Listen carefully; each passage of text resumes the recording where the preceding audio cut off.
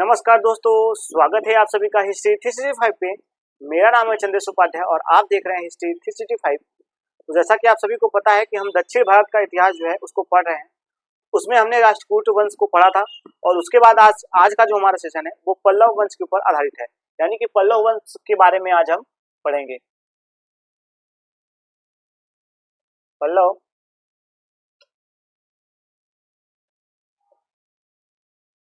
वंश के ऊपर हम जो है अपना क्लास करेंगे।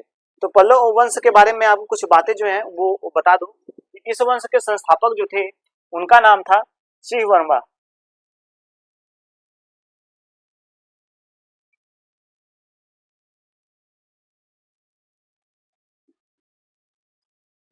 संस्थापक थे उनका नाम हमें देखने को मिलता है सिंह वर्मा।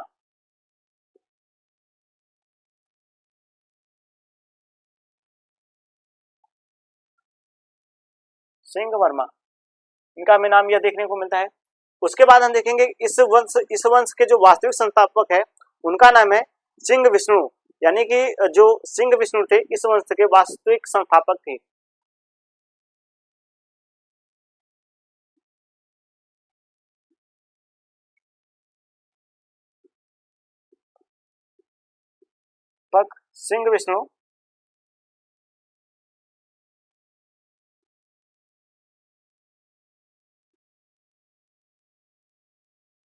सिंह विष्णु थे। उसके बाद हम देखेंगे इस वंश का अंतिम जो महान शासक हमें देखने को मिलता है उनका नाम है अपराजित वर्मन, यानी कि इस वंश का अंतिम महान शासक इस वंश का अंतिम महान शासक अपराजित वर्मा था। अपराजित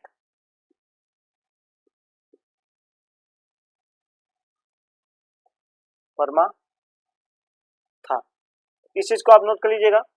उसके बाद हम इस वंश के अंतिम शासक के बारे में देखेंगे कि इस वंश का जो अंतिम शासक था वो कौन था। उसका नाम हमें देखने को मिलता है कंप वर्मा।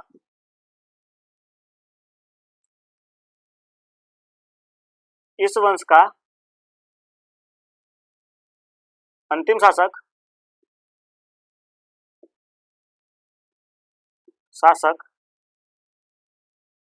कंप वर्मा था। इस प्रकार से हमने इनके जो विशेष कह सकते हैं कि जो महत्वपूर्ण जो शासक थे उनके बारे में जाना कि इस वंश के संस्थापक जो थे वो सिंह वर्मा थे, यानी कि इस वंश के जो संस्थापक थे, पल्लव वंश के जो संस्थापक थे उनका नाम था सिंह वर्मा। इस वंश के वास्तविक संस्थापक थे उनका नाम था सिंह विष्णु। उसके बाद हम देखें इस वंश के जो अंतिम महान शासक थे उनका नाम हमें देखने को मिलता है अपराजित वर्मा। उसके बाद हम देखेंगे कि इस वंश के जो अंतिम शासक थे उनका नाम जो था वो नाम था कंप वर्मा। तो इस प्रकार से हम देखेंगे। अब हम इनके जो शाब्दिक अर्थ है उसके बारे में देखेंगे। आपको बता दें कि पल्लव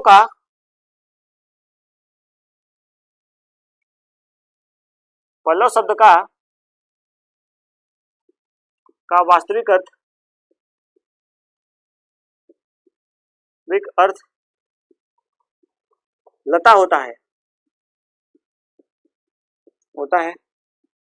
लेकिन तमिल साहित्य में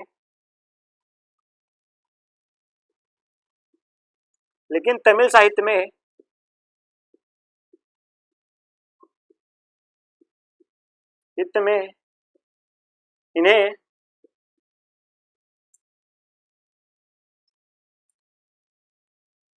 डाकू कहा गया है।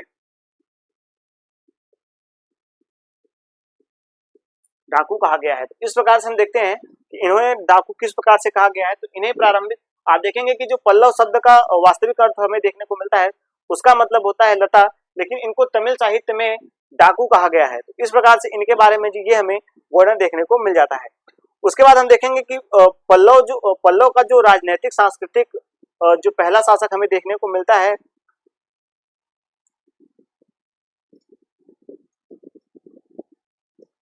इस प्रकार से हमें इनके बारे में जो जानकारी है वह देखने को मिलता है। पल्लव की जो राजनीतिक और सांस्कृतिक जो मैं आपको बताया था कि उत्कर्ष का जो जगह है वो कौन है, तो वो हमें देखने को मिलता है, इनका जो केंद्र है वो हमें कांची देखने को मिलता है। पल्लवों का राजनैतिक और सांस्कृतिक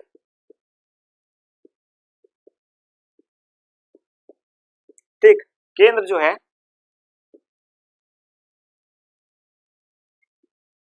केंद्र जो है वो हमें कांची देखने को मिलता है, कांची मिलता है।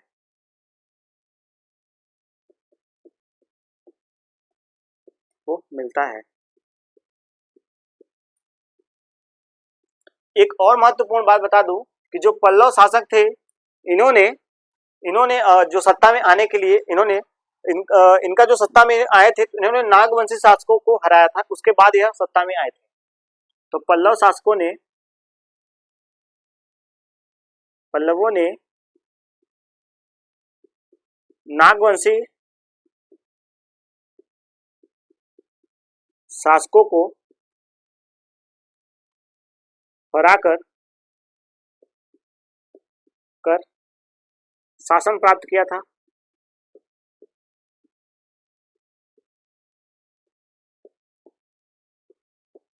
यानी कि आप देखेंगे इनके जो प्रारंभिक हमें स्रोत देखने को मिलते हैं वो यही मिलते हैं कि इन्होंने नागवंशी जो शासक थे उनको हरा करके उनके जगह पर यानी कि उनके स्थान पर इन्होंने शासन किया था।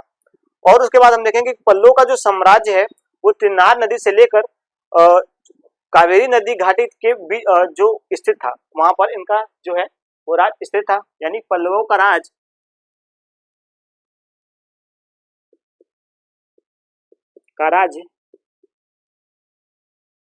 पेन्नार नदी से लेकर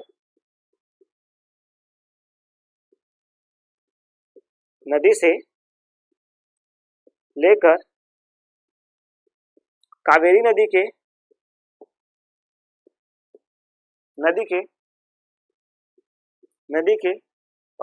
कावेरी नदी तक विस्तृत था।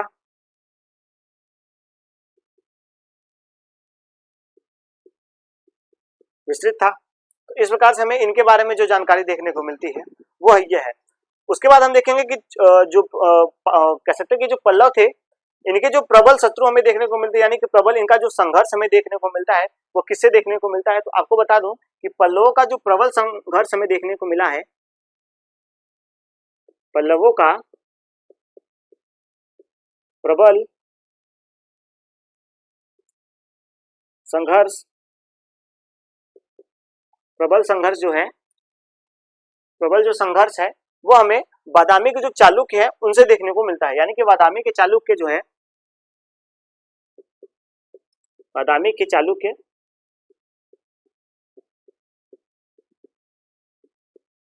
से मिलता है, देखने को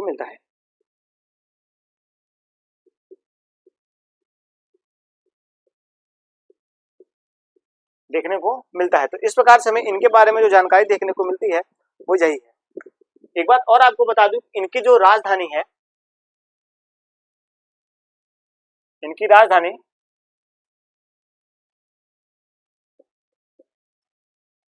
वह काची है। इनकी जो राजधानी है वह काची है। तो काची के बारे में हमें जो जानकारी देखने को मिलती है वो इसी प्रकार से देखने को मिलती है। इनकी जो राजधानी है वह काची देखने को मिलती है।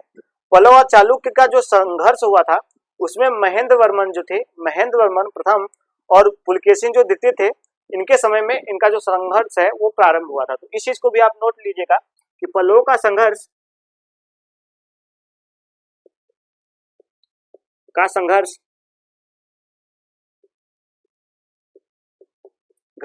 पुलकेशिन द्वितीय थे और प्रारंभ में महेंद्र वर्मन थे। यानी कि चालुक्य से संघर्ष जो इनका प्रारंभ होता है तो प्रथम में हम देखते हैं कि महेंद्र वर्मन प्रथम एवं पुलकेशिन जो द्वितीय थे इनके समय में हुआ था संघर्ष। महेंद्र वर्मन प्रथम एवं महेंद्र वर्मन प्रथम एवं पुलकेशिन द्वितीय देखने को मिलते हैं।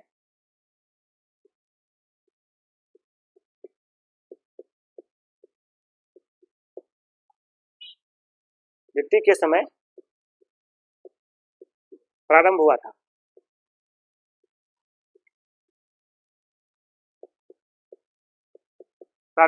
तो इनके बारे में जो हमें जानकारी देखने को मिलती है वो यही सारी जानकारी देखने को मिलती है।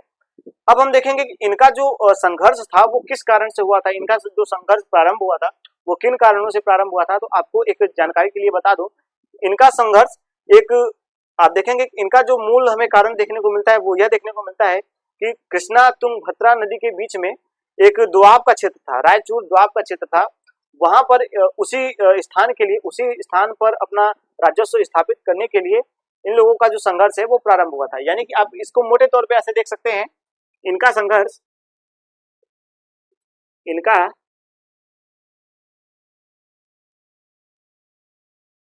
संघर्ष जो कृष्णा और तुंगभद्रा नदी के बीच में रायचूर दोआब नामक एक जगह स्थापित था उसके लिए हुआ था। इनका संघर्ष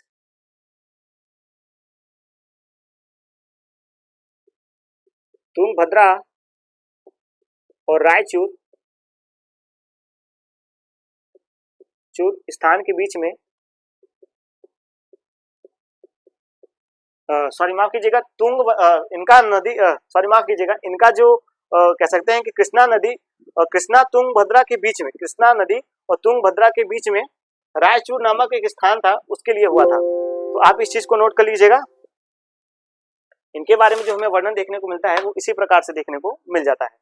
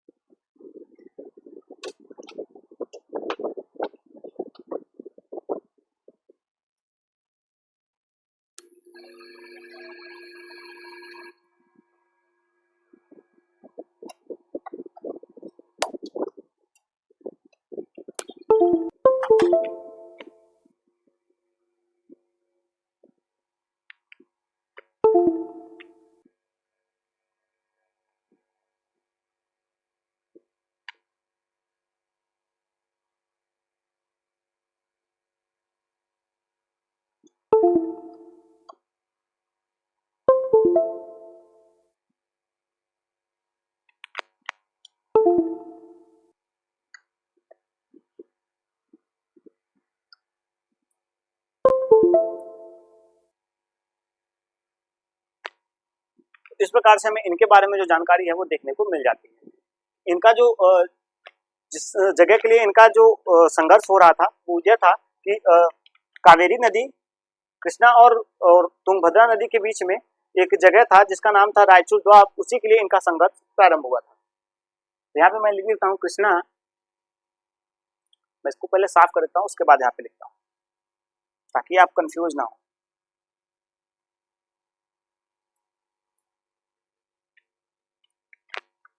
इनका संघर्ष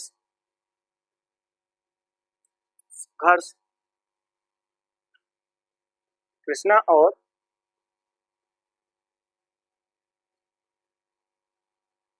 भद्रा के बीच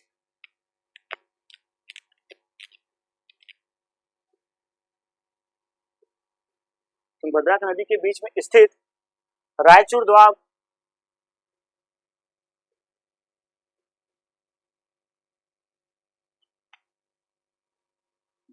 के लिए हुआ था।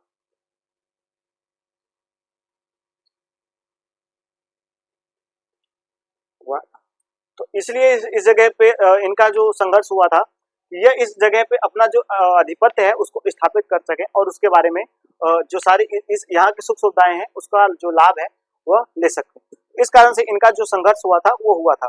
आगे चल के जो यही क्षेत्र था, आपको बता दूं कि आगे चल के यही जो क्षेत्र है वह चोल एवं उत्तरवर्ती जो चालुक्य थे उनके बीच का संघर्ष का प्रमुख कारण बना था।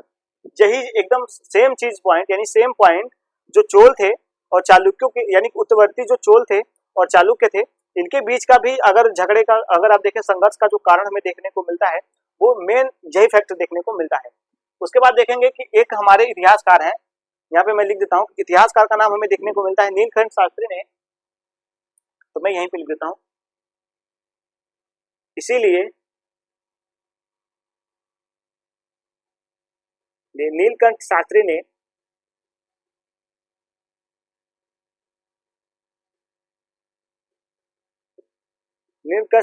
ने इस क्षेत्र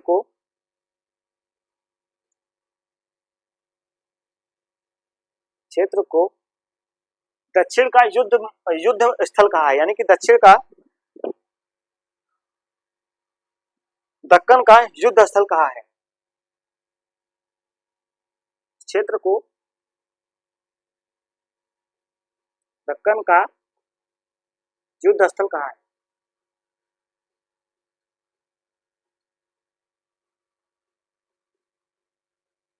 युद्ध स्थल कहा है। तो इस प्रकार से हमें इनके बारे में जो जानकारी देखने को मिलती है वो सारी जानकारी यह देखने को मिलती है। उसके बाद हम देखेंगे कि इनके बारे में कुछ इंपॉर्टेंट फैक्ट्स हमें देखने को मिलते हैं कि ताम्र लेखों और प्राकृतिक भाषा में ज्ञात होता है कि पल्लव वंश का सबसे जो कह सकते हैं कि जो प्रथम शासक हमें देखने को मिलता है वो सिंह वर्मा देखने को मिलता है। यानी कि जो मैंने यहाँ आपको सिंह वर्मा के बारे में बताया है, तो हमें संस्थापक के रूप में इन्हीं को देखने को मिलता है कि इनके बारे में जो जानकारी है वो देखने को मिलती है। तो मैं यहाँ पे लिख देता हूँ, आप इसको नोट कर लीजिएगा, क्योंकि अभी थोड़ा सा आप इसको नोट करेंगे तब तक मैं इधर आपको बताता हुआ चलूंगा। तो आपको बता दूं कि ताम्र लेखों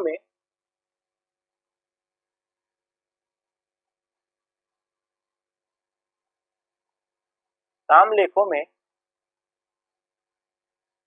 और सांस्कृतिक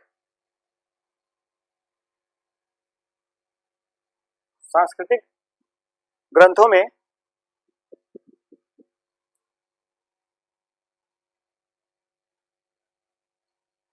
ग्रंथों से ज्ञात होता है कि इस वंश का प्रथम शासक सिंह वर्मा है।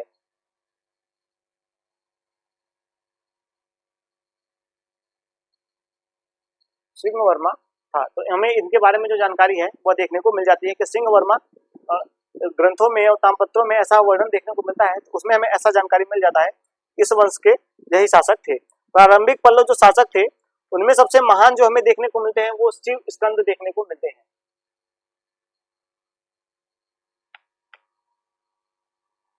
प्रारंभिक पल्लव शासकों में महान शासक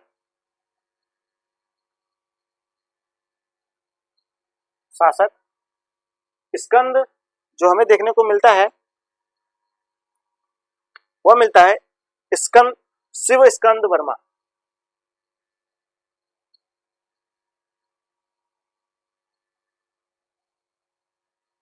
शिव स्कंद वर्मा, इनके बारे में एक बात और बता दूं कि इन्होंने राजसूय यज्ञ और वाजपेयी यज्ञ दोनों किया था। यानी कि इन्होंने, इसलिए इनको महान कहा जाता है, इन्होंने राजसूय यज्ञ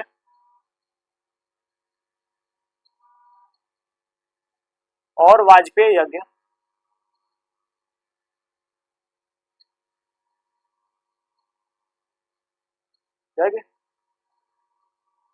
किया, वाजपेयी यज्ञ किया था। तो इस प्रकार से हमें इनके बारे में जो जानकारी है वह देखने को मिल जाता है।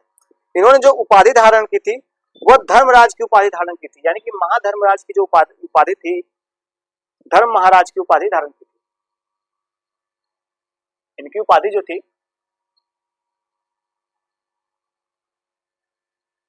थी धर्म महाराज की थी। इस कारण से आप देखेंगे इन्होंने राजसूय यज्ञ किया है, वाजपेयी यज्ञ किया है। तो इस प्रकार से हम देखेंगे कि जो राजसूय यज्ञ था और वाजपेयी यज्ञ था कि इन्होंने इस कार्य को किया था, तो इसलिए इनको एक महान शासक के रूप में जाना जाता है पल्लव वंश के, यानी कि पल्लव वंश के महान शासक के रूप में इनको जाना जाता है। तो इस प्रकार से हम देखेंगे इनके बारे में जो हमें वर्णन देखने को मिलता है वो यही सारे वर्णन हमें देखने को मिलता है। विष्णुगुप्त जो थे इस वंश के चौथे शासक थे, यानी कि जो विष्णुगुप्त थे, सॉरी माफ कीजिएगा, विष्णुगुप्त इस वंश के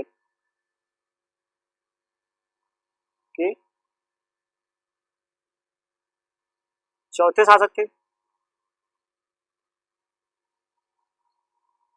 इस वंश के ये चौथे शासक थे, यानी कि विष्णु जो गुप्त थे इस वंश के चौथे शासक थे। यह समुद्रगुप्त के समकालीन थे। यह गुप्त शासक जो थे समुद्रगुप्त उनके समकालीन थे और इनका वर्णन प्रयाग प्रशस्ति में किया जाता है। तो यहाँ पे मैं लिख देता हूँ, इस चीज को आप नोट कर लीजिएगा कि यह समुद्रगुप्त के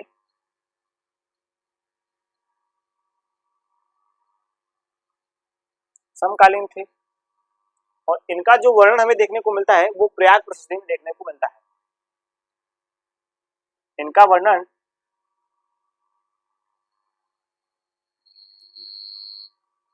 प्रयाग प्रशस्ति में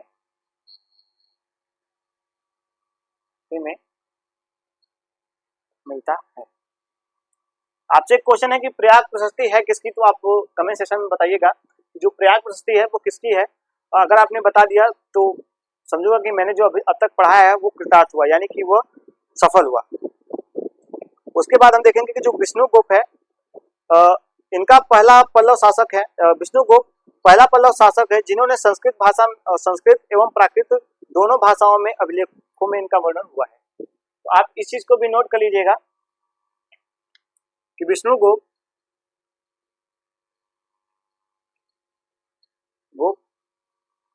पल्लव वंश के पहले शासक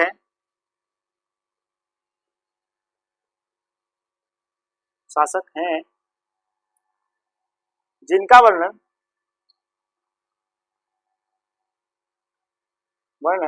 संस्कृत और पाली भाषा में लिखा गया।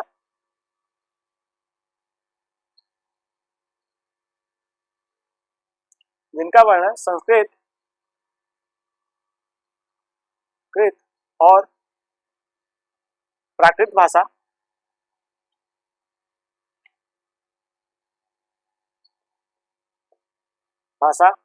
दोनों में हुआ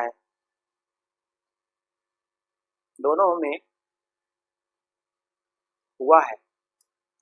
इनके बारे में हमें ये भी जानकारी जो है वो देखने को मिल जाती है। तो इस प्रकार से हमने प्रारंभिक जो बातें थी वो इनके बारे में जानी। तो आप इसको एक बार नोट कर लें, तो मैं इसको साफ करूं और उसके बाद आप इसका स्क्रीनशॉट जरूर से जरूर ले लें ताकि आपको इनके बारे में जो जानकारी है वो प्राप्त हो और इनके बारे में आप समझ सकें। तो आप एक बार पहले इनका स्क्रीनशॉट ले लें और मैं इसको साफ करूं और उसके बाद आगे की जो जानकारी है वो आपको प्राप्त करूं।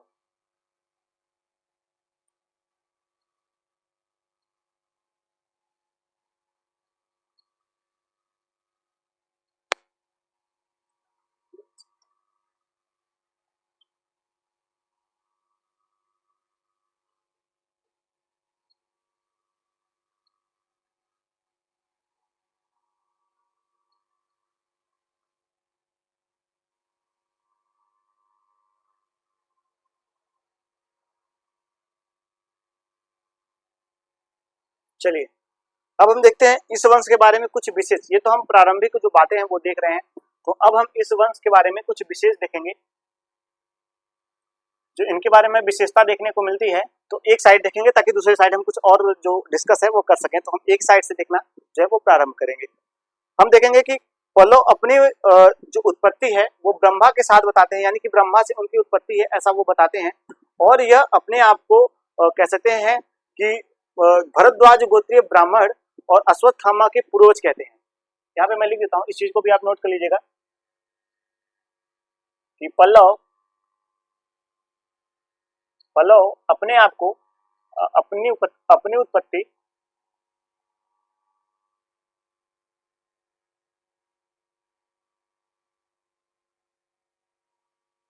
उत्पत्ति जो है वो ब्रह्मा से बताते हैं।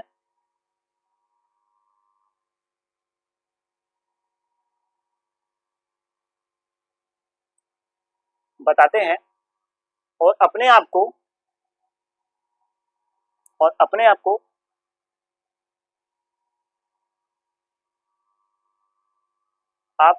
भरद्वाज गोत्रीय ब्राह्मण कहते हैं। भरद्वाज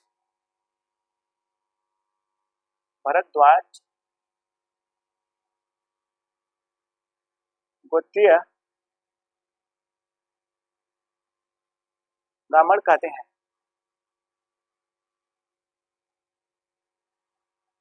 और अपने को अश्वत्थामा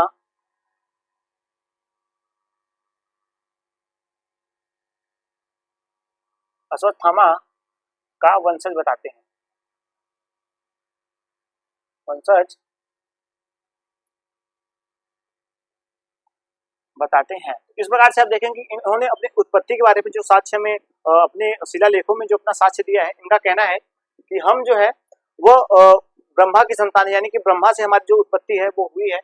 उसके बाद हम देखेंगे कि ये अपने आप को भरद्वाजी ब्राह्मण होते, भरद्वाजी ब्राह्मण जो थे उनसे अपना तुलना करते हैं, और उसके बाद अपने आप को अश्वत्थामा का वंशज जो है वो बताते हैं।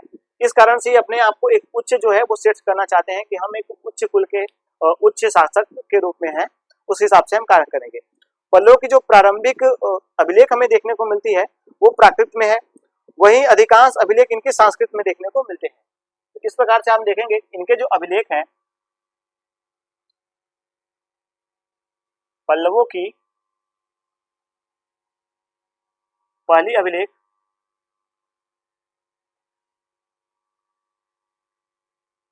प्राकृत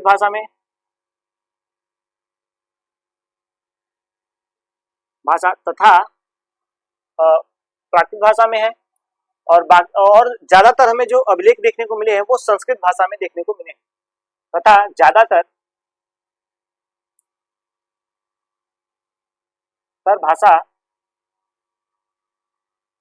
भाषा संस्कृत में देखने को मिले हैं। ज्यादातर जो अभिलेख है वो संस्कृत भाषा में देखने को मिले हैं, तो आप इस चीज को ऐसे लिखिएगा, संस्कृत भाषा में अभिलेख जो है वो संस्कृत भाषा में देखने को मिले हैं। तो आप यहाँ पे ज्यादातर अभिलेख यहाँ पे कर लीजिएगा,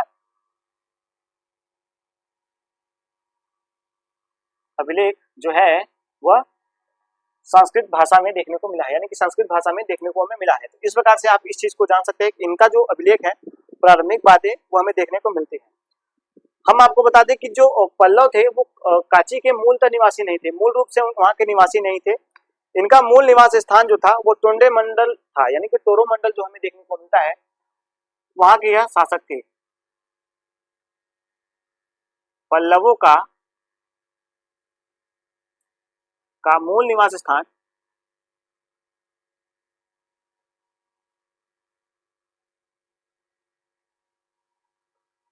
स्थान जो था वो कांची नहीं था, कांची नहीं था। लेकिन यह जो मूल रूप से जहां के निवासी थे उसका नाम जो हमें देखने को मिलता है, यह जहां के मूल निवासी थे उसका नाम हमें तोरो मंडल देखने को मिलता है, नहीं था। यह तोरो मंडल के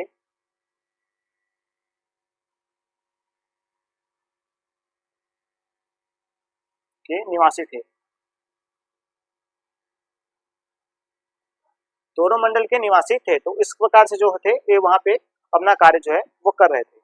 उसके बाद हम देखेंगे इनके बारे में और जो हमें जानकारी देखने को मिलती है वो यह है कि यह महाबलीपुरम में पल्लवों का सर्व प्रमुख हमें बंदरगाह देखने को मिलता है। एक बात और आप जान लीजिएगा कि पल्लवों का प्रमुख बंदरगाह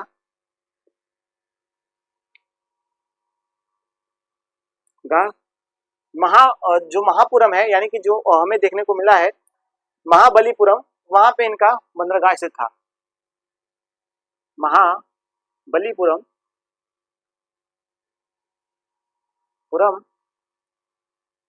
पल्लवों का प्रमुख बंदरगाह महाबलीपुरम में स्थित था। तो हमें इनके बारे में ये भी जानकारी जो है वो देखने को मिलती है कि यह जो थे यह यहाँ पर इनका जो निवास स्थान था वो हमें देखने को मिलता है। उसके बाद हम देखेंगे कि कसाकुटी दामपत्र में हमें नरसिंह वर्मन प्रथम की तुलना श्रीलंका के जीतने वाले, यानी कि जो हमारे श्रीलंका के जीतने वाले श्री राम है उनसे तुलना उनकी की गई है। एक चीज आप इसको भी नोट कर लीजिएगा कि एक हमें वर्णन जो है देखने को मिल रहा है कि हमें वर्णन क्या देखने को मिल रहा है कि जो पल्लव शासक हैं उनमें एक शासक महत्वपूर्ण शासक है जिनका नाम है नरसिंह वर्मन प्रथम। नरसिंह वर्मन प्रथम है, उनका जो एक अभिलेख है कसाकुठी दामपत्र अभिलेख, कह सकते हैं दाम जो उन्होंने दान दिया है तो दानपत्र अभिलेख के रूप में हम जान सकते हैं। तो हमें उसमें भी देखने को मिले हैं कसाकुटी ताम्रलेख, उसमें हमें देखने को मिलता है। तो यहाँ पे मैं पहले नाम लिख देता हूँ, कसाकुटी दान पात्र में, पात्र अभिलेख में, लेख में पल्लव शासक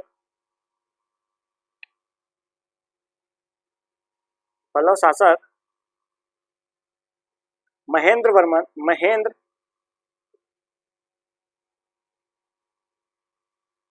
वर्मन प्रथम की तुलना लंका विजयी राम के साथ की गई है। लंका विजयी राम के साथ, श्री राम के साथ का विजयी राम के साथ की गई है। इनकी जो तुलना हमें देखने को मिल रही है वो लंका विजय श्री राम के साथ देखने को मिल रही है। एक विदेशी यानी कि चीनी यात्री हैं, इनके बारे में आप जानते होंगे, उनका नाम है वेंगसांग। वेंगसांग के अनुसार एक चीनी यात्री हैं। अगर आपने मेरा चीनी यात्रियों का जो कह सकते हैं कि एक सेशन मैंने चलाया था, उसमें मैंने चीनी यात्रियों के बारे में संपूर्ण जो बातें थी वो आपको बताई थी। आपने अगर वो सेशन नहीं देखा है तो जाके प्लीज एक बार देख लीजिएगा। उसमें मैंने बताया है कि काची उसमें जो मेगास्थनीज है उन्होंने ऐसा वर्णन किया है कि काची जो था वह 6 मीलों तक फैला हुआ था, यानी कि 6 मीलों तक उसका जो कह सकते हैं कि जो क्षेत्र था वो फैला हुआ था। उसमें 100 से अधिक मठ थे और जिसमें 10,000 से ज्यादा भिक्षु जो बौद्ध भिक्षु थे वह निवास करते थे। तो आप इस चीज को भी नोट कर लीजिएगा कि हेंगसांग के अनुसार काची 6 मीलों तक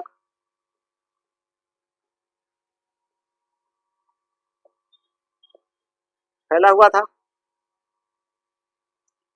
था। इसमें 100 से अधिक मठ थे, इसमें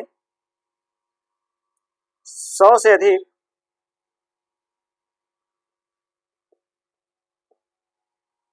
मठ थे, जिसमें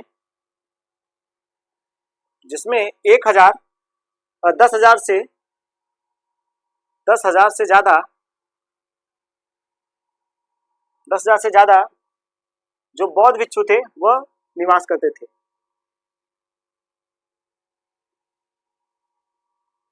बौद्ध भिक्षु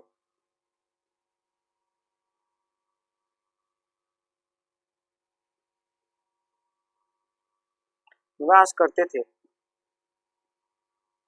हमें इनके बारे में ये जो जानकारी है वो देखने को मिल जाती है। तो हम इनके बारे में जो प्रारंभिक जानकारी है वो हमें इनमें देखने को मिलती है।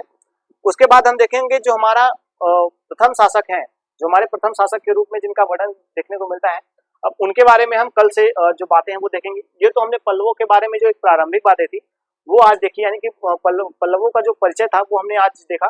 उसके बाद हम इनके शासकों के बारे में कल की जो क्लास होगी उसमें देखेंगे। तो आज की क्लास को हम यहीं तक रखते हैं और टीचर्स डे की आप सभी को ढेर सारी शुभकामनाएं। डिस्ट्रिक्ट 365 की तरफ से शिक्षक दिवस की आप सभी को ढेर सारी शुभकामनाएं। चलते हैं, जय हिंद।